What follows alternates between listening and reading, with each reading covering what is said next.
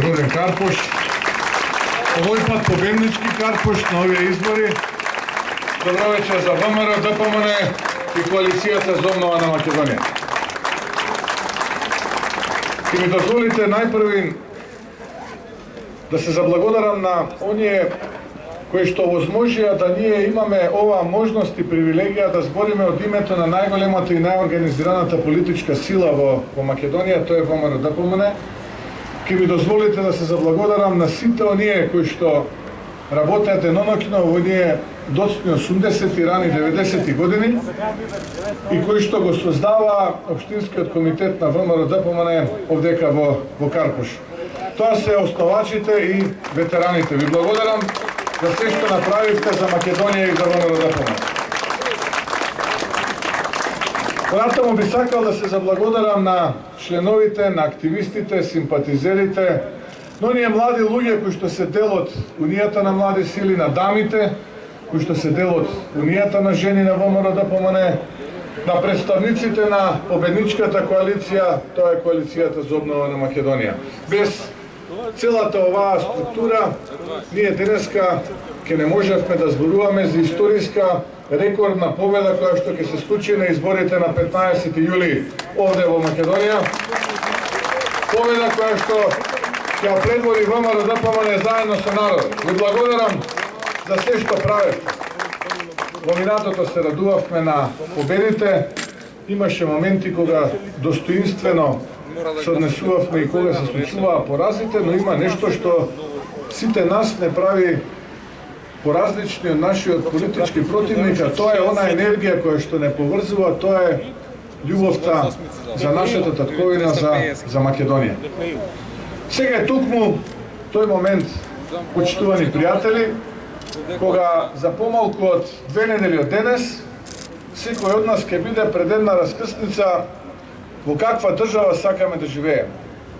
Дали сакаме да живееме во држава во која што срамот, обесправеноста, криминалот, корупцијата, обесчестеноста, понижувањето, маловажувањата ќе ни бидат секојдневие, или тоа што ние го нарекуваме политичко мочуриште, или држава во која што ќе има напредни, прогресивни сили, луѓе кои што имаат визија, луѓе кои што имаат стратегија, честни и честити луѓе. Дали сакаме да живееме во држава во која што имаме истрошени политичари кои што завршиле со својата политичка кариера многу одамна, но некако на грбот на народот се уште обстојуваат на политичката сцена и буквално немаат што да понудат ново, нешто што ќе ги направи поразлични, или луѓе кои што се амбициозни, мотивирани да се справат со сите предизвици кои што им престојат на нивниот пат. Јас верувам и убеден сум во мудроста на народот и верувам на она енергија која што ја чувствувам почнувајќи од првиот собир со граѓани во оваа кампања, кога започнавме уште во Охрид, па потоа продолживме преку Вевчани, Струга, Ресен, Демиркапија, Неготино, Кавадарци, поминавме и во Чешиново, Грешево, и во Зрновци, Виница, Кочани, Битола, завршувајќи еве овде денеска пред вас во Карпуш. Ја чувствувам таа енергија на промени, ја чувствувам енергијата дека народот сака овој пат да си ја врати државата, која што му беше киднапирана. Таа е онаа енергија која што не мотивира и не поддржува цело ова време да бидеме подобри. Но за тоа да се случи потребно е на 15 јули да излеземе масовно уште рано наутро во 7 часот, да излеземе завршувајќи во 21 часот и да го заокружиме ливчето, редниот број 14 кој што е на гласачкото ливче, и да ја поддржиме победничката листа, листата која што предводи професорката Гордана Силјановска-Давкова. Победничката листа, листата на коалицијата за обнова на Македонија. Драги пријатели, ќе поминат години од денес, кога секој од нас ќе си го постави прашањето дали кога можев, направив доволно, дали кога имав можност, имав истовремено и храброст и застанав наспроти предизвикот кој што во тој момент ми се исправаше. Знам дека многумина од вас ќе си ја постават дилемата дека многу работи во животот не се фер и ќе си го постават прашањето зошто токму мене ова ми се случува. Јас ова не го заслужувам. Но и тогаш кога кулминира разочарувањето, тогаш треба да сме најсилни, да се исправиме и цврсто да нагазиме на нашите нозе. Да се бориме за она за што веруваме. А колку тоа е по-големо, по-велико, колку е тоа поскапоцено, толку тие предизвици во таа борба ќе бидат поголеми и потешки за совладување. Едноставно, ако е големо она искапоцено во кое што веруваш и во кое што ти си го посветил својот живот и сакаш да успееш да победиш, толку потешки и поголеми ќе бидат предизвиците на патот до конечниот триумф. Почетокот на овој пат е токму на 15 јули. Токму на 15 јули секој од нас ќе има можноста со пенкалото во рака позади параванот гласно да зборува. Јас знам дека многумина ќе не советуваат и ќе ни кажат отиде на работата, доцна е, забадијала се, трудите, безпомошно е, не можете ништо да направите.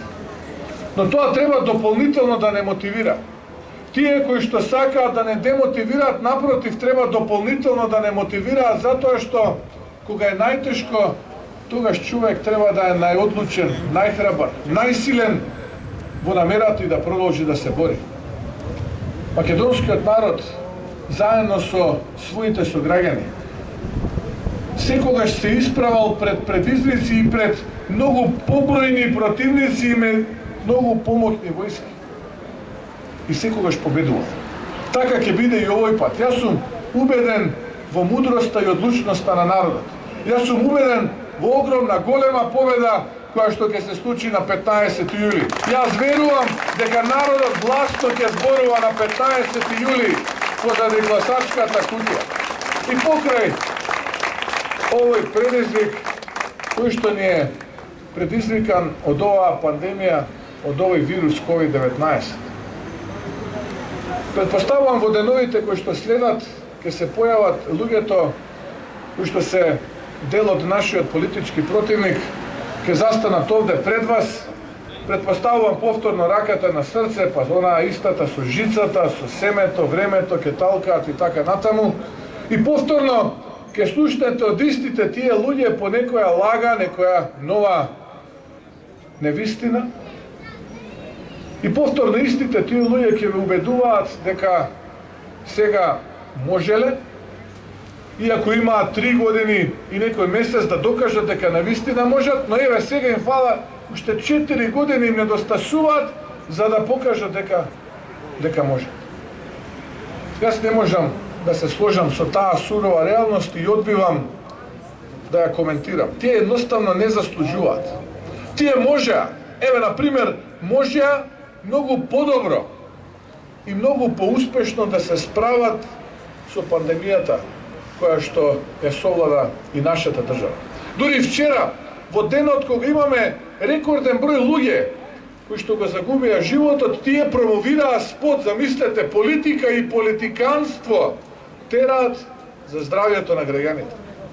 Замислете, тие луѓе се убедени дека овие стотици човечки животи кои што ги загрозуваат секој ден поради погрешните мерки, поради некадарноста и неспособноста, за нив треба да бидат опфатени во спот. Ама тоа се тие транзицијски политичари, истрошени, буквално ништо ново не можете да очекувате од нив. Можеа да направат подобро да се чувствуваме денеска и посигурно и побезбедно како што се чувствуваат граѓаните на нашите соседни држави, на балканските држави. Еве, да заборавиме на развиена Европа, да зборуваме за Балкан. Ние денеска рекорди соборуваме.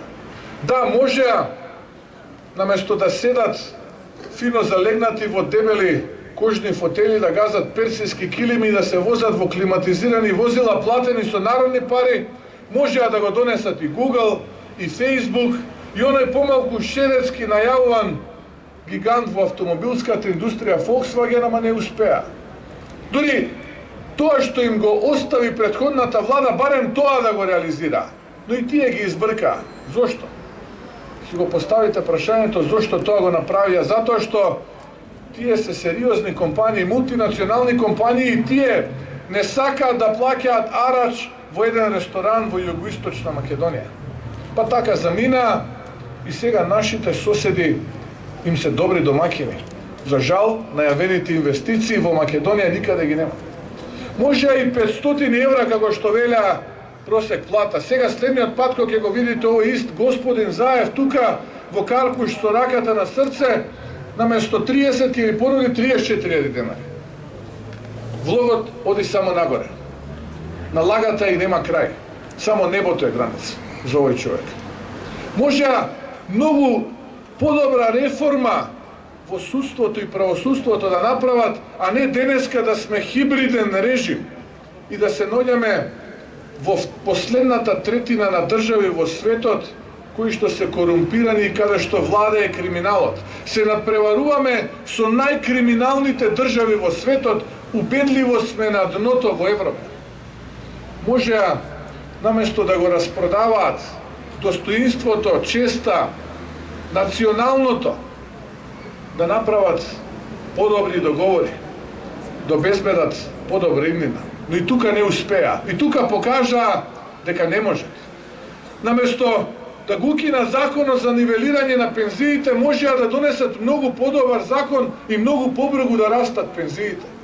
Можеа да обезбедат за стопанството навистина подобри услови за работа. Можеа да донесат и правда и мир. Наместо правда донесоа по некоја чанта Луи Витон, а наместо судство реформирано донесоа по некоја трас судска одлука. А мирот и оној кревкиот мир кој што го наследија го претворија во немир.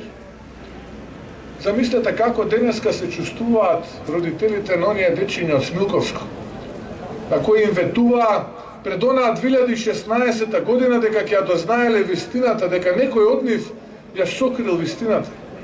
А првата работа што ја направија, веднаш кога имаа можност, ги ослободија сторителите на тој грозоморен чин. Замислете каков немир чувствуваат сега луѓето од семејството на Нешковски, на Јанушев, на Колјо. Денеска патриотите се судени по 15-17 години затоа што се сакаат државата, а сторители на убиства како на Јаден Колјо едва и 3 години добиваат. Таков мир овие луѓе ни донесоа. Само неправда, срам, понижувања, омаловажувања. Таа е суровата реалност која боли, пече и која што не тоне надолу во ова наше политичко мочуриште. Јас ја одбивам таа реалност и затоа за години од сега кога ќе си го поставам прашањето дали се спротиставив на таа реалност кога можев. Дали пркосев, дали се создаде тој пиреј и дали се обидов да убедам што е можно повеќе. Мои сограѓани, одговорот ќе биде да. Затоа што ја чувствувам таа победничка енергија и овде во Карпош, во мојот роден Карпош, дека масовно ќе се спротиставиме на 15 јули. Масовно ќе се спротиставиме на ова корумпирана власт која што 3 години не плячкосува и срами. Убеден сум дека тоа ќе се случи. Сакам неколку параметри да споменам денеска, иако блиските ќе ми речат, аман доста со тие твои бројки, само бројки спомнуваш. Но денеска сакам да споменам неколку бројки кои што реално ќе ја отсликаат сликата во економијата. Каква е сликата во економијата? Се сеќавате на она фамозно блескаме, кажано во парламентот од страна на господина Зоран Заев. Еве вака, индустриското производство во месец мај е за 27% помало од истиот месец во 2019. Во месец април 33,5% помало од тоа во месец април 2019. Втор параметар кој што сакам да го споменам, бројот на работници во индустријата е за 5% помал во месец април и мај од истиот период во 2019 година. А денеска, што туку го добив параметарот, дека во првите 6 месеци дефицитот во буџетот е 26 милиарди денари. Пари потрошени на граѓаните во обид за подкуп на изборите. Точно 26 милиарди денари, повеќе од 420 милиони евра. Толку тежи обидот на Зоран Заев да тргува новија избори и луѓето околу него. Додека пак капиталните инвестиции се реализираат во првите 6 месеци со стапка од 20% од планираното.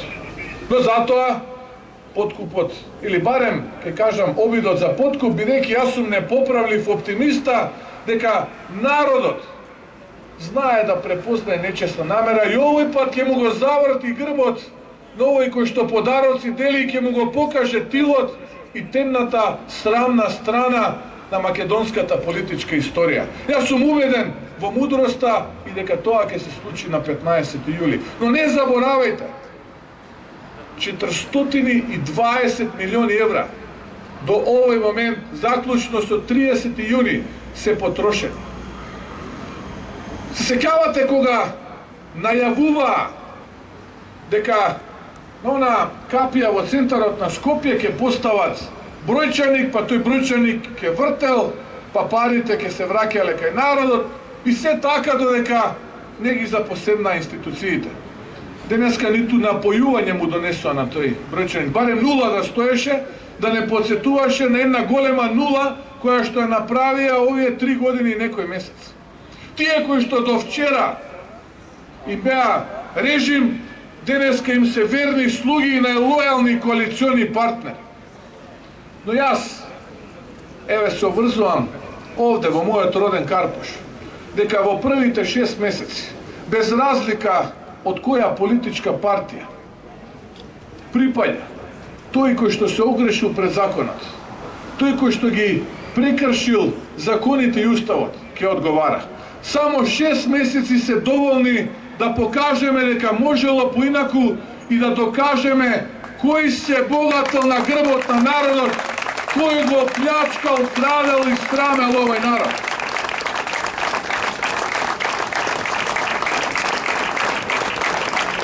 Ги слушам, префрлаат ветинг во обвинителството, ветинг во судството, им се закануваат и на обвинителите и судиите, ако не обвинуваат по нивен мерак или ако не судат како што тие ќе им кажат, тогаш ќе имало ветинг и ќе бидат прогласени за неподобни суди. Не. Ние нема да почнеме од судството. Ние ќе почнеме од политичарите. Ветинг за политичарите. Да видиме кој политичар како се богател додека извршувал политичка задача. Да видиме како политичарите и нивните семејства преку ноќ стануваат велепоседници во оваа држава. Како неколкукратно го зголемуваат собствениот, но и семејниот капитал. Како цути семејниот бизнис, како летаат тендерчињата, како се зголемуваат плантажите со марихуана. Секој да се провери. Еве, јас лично прв се пријавувам заедно со моето семејство да бидам подложен на ветинг, да го докажувам мојот имот и моето потекло и на моето семејство. Ама потоа ќе продолжиме до сите политичари. Најпрви ќе почнеме од политичарите. Не може држава да правиме ако не дознаеме кој го плячкал овој народ и кој се богател на маката на овој народ. Не се сите политичари исти. Не се сите политичари исти. Има и различни. Колку тоа и да сака Заев, Шекеринска, Димитров и останатите да прикажат, не се сите политичари со свитка на кичма, не се сите криминалци, не се сите луѓе кои што не ја говорат вистината. Има тука честни луѓе кои што се љубат татковината, кои што сакаат да работат за својот народ, кои што сакаат да направат и да остават некаква трајна вредност, да испишат историја. Не сме сите исти. Различни сме, многу сме поразлични, затоа ве повикувам сите да излеземе и да им покажеме дека сме различни на 15 јули.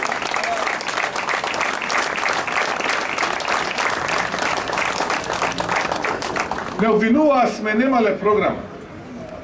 Ние внимателно ја работевме нашата читанка наречена Проект Обнова. Многу внимателно, збор по збор, реченица по реченица, пасус по пасус, ја сложувавме.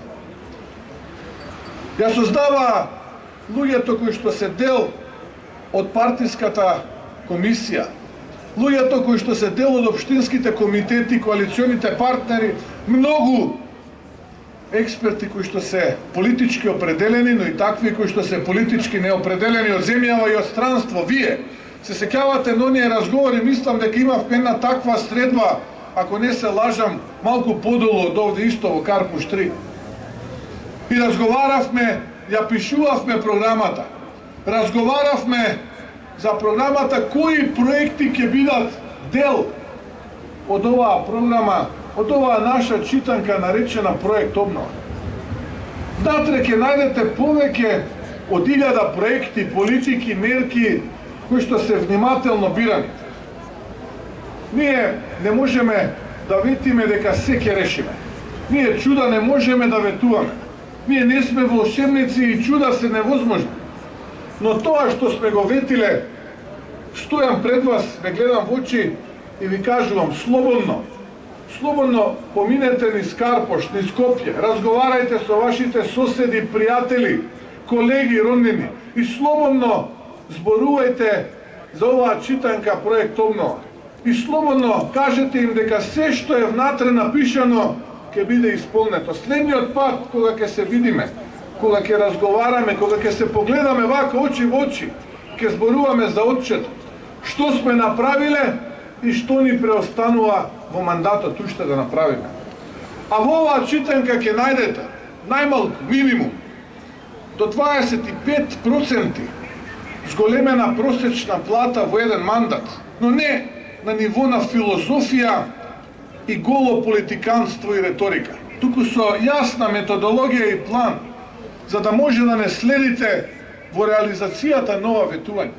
Најмалку 20% повисоки пензии и враќање на стариот закон за раст на пензијата, а не овој, кој што не овозможува раст на пензијата. Најмалку 1000 километри нови и реконструирани патишта, локални и регионални. 4 милиарди евра инвестиции, домашни и странски. Во првите 100 дена ќе им одржиме лекција како се пуштаат бомби со 3 нови бомби, 3 нови странски инвестиции овде во Македонија. Во првите 100 дена. Во ова време, кога не затворија, кога сме на дното, кога ја затворија Европа за нас, ние ќе покажеме и ќе одржиме лекција како се отвара повторно Европа за нашата Македонија. Реформи во правосудството. Многу внимателно се пишуваше програмата од врвни експерти, од професор Силјановска, професор Каракамишева, професор Наумовски, Спасеновски. Тука учествуваше и Тимчо, и Ружица, и многумина познати адвокати, експерти, кои што дадоа голема вредност во тие реформи. Реформи каде што ќе го ослободиме правосудството од политичко влијание.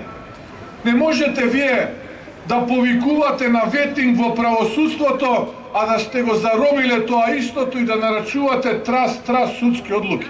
Тоа е невозможно. Не можете вие да велите ветинг во обвинителството, а да го каните јавниот обвинител и демек пријавувате кривично дело во канцеларијата на претседателот на влада. Тоа не е реформа. Тоа е груба злоупотреба. Груба злоупотреба на функцијата. Тоа не се реформа. Затоа сме ние тука и во овие 360 страници буквално ќе најдете дел во тие реформи. Заедно со академик Кедев, академик Попов, со доцент Николов и многумина познати еминентни лица во медицината, доктори, медицински персонал, луѓе кои што ја познаваат медицината внимателно, ја создававме програмата со главен акцент на превенцијата за помали трошоци, за здравствено осигурување кое што ќе обезбеди лекување за секој еден граѓанин како што доликува, а не вакво кое што денеска ни се распаѓа. Бев пред Карпош во Бутел и единственото ветување кое што го дале во 2016 година е да ја реновираат старата амбуланта која што е повеќе од 50 години. Жалостна слика, тажна слика, тоа што се гледа таму.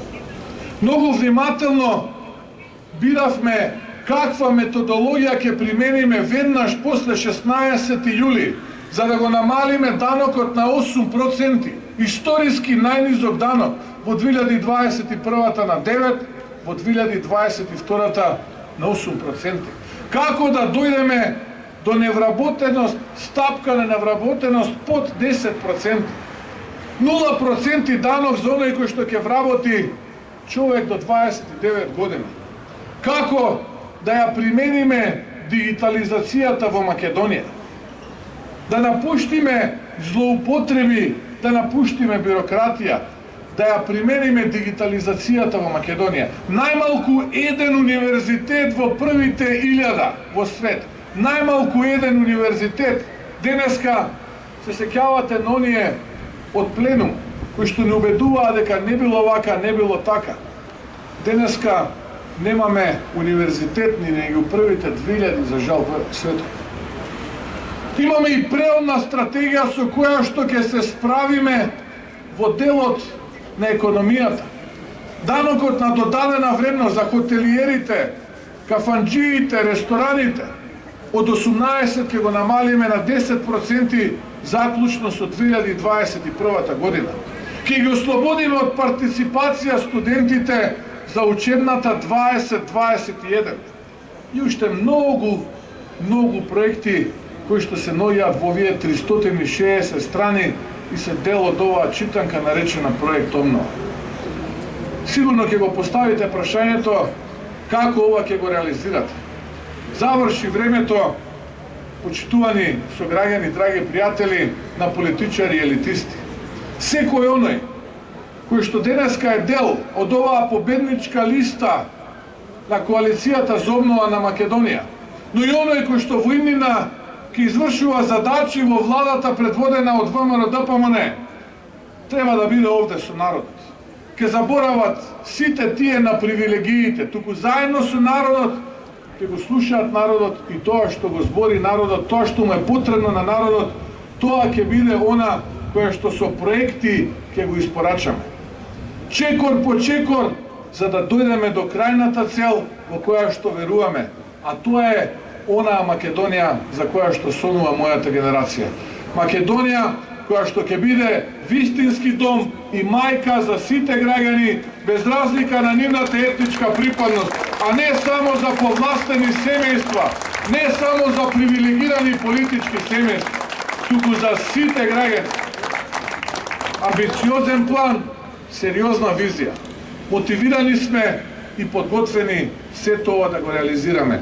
360 страни многу внимателно напишем. Ве молам погледајте, ве молам прочитајте, за секој го има по нешто. Од првата буква во првиот пасус до последната точка од последниот пасус. Секој ќе се пронајде таму. А потоа контролирајте, критикувајте. Тоа што можеби ќе доцни, ние сме должни да кажеме зошто ќе доцни, нешто ќе сработиме порано.